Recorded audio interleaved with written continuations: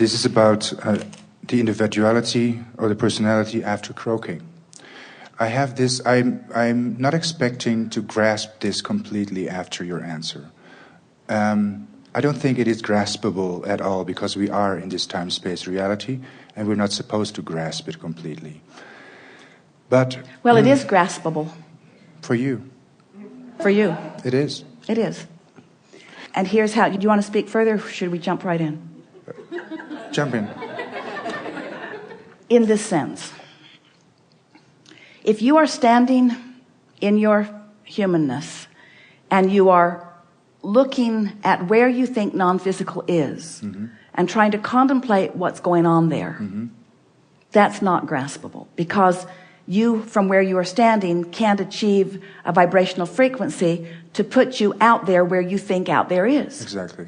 Yeah. But when you are in your now, focused upon something that's happening right here and now, and you are feeling vitality and enthusiasm and love, you're grasping what non-physical is focused upon. Okay. Esther said to Jerry, she's visiting with him from time to time, she said to him, I think about you all the time. And he said, how do you know it's you thinking about me and not me thinking about you? But this, but stay there with that for just a little bit, because you're trying to separate what's non-physical from you rather than understanding that it's integrating with you. It's integrating with you. And so when you're looking where it isn't, you feel lost and say, I can't grasp it. But when you look where it is, then you get it. Wow. And that's what your happy dances are about. That's what those feelings of insight. When the grid fills in, when you're in the vicinity, when you're in vibrational alignment and you're tuned in to the fullness of who you are, and you're having a moment and the whole of who you are is flowing in that moment, you're grasping what non-physical is. It's your preconception of what non-physical is, which it isn't. It's your flawed premise about what non-physical is, which it isn't, which is making you call it ungraspable. Wow. I heard you say this about Jerry, and it inspired me for this question. Yeah.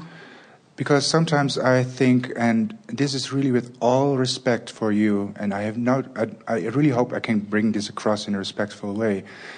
Because I'm speaking from my own experience, sometimes the desire is so big to grasp. But think about it. That's because a desire has two ends of the stick. There's the fulfillment of the desire, and there's the not yet fulfillment of the desire. And so if you're really vibrating on the it hasn't manifested yet end of it, then of course it can't fill in. But isn't it wishful thinking, I sometimes think? But one specific example, if I may. I have my bike is from my... Well, we're going to interrupt just briefly on the wishful thinking thing. Okay, please. Wishful, hopeful isn't quite there. Believing, knowing is. Yeah. So wishful thinking doesn't get it done, does it? Wow, okay. I know when I'm on my bike, I've mentioned my bike before. The bike is from my opa, from my grandfather. My grandfather always used it to feel free.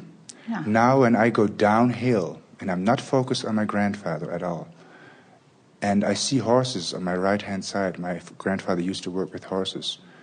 And I'm really not focused upon him. All of a sudden, I feel him. So you've just confirmed what we've just said to you. Exactly. Yeah.